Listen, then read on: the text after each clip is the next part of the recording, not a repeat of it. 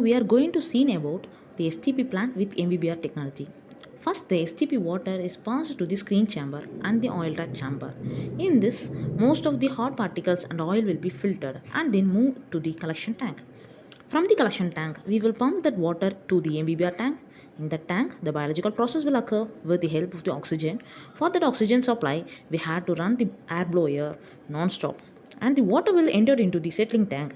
In that settling tank, the sludge will be settled and the water will enter into the filter feed tank. In this tank, disinfection system will be occur and then the water will filter through the precious sand filter and carbon sand filter.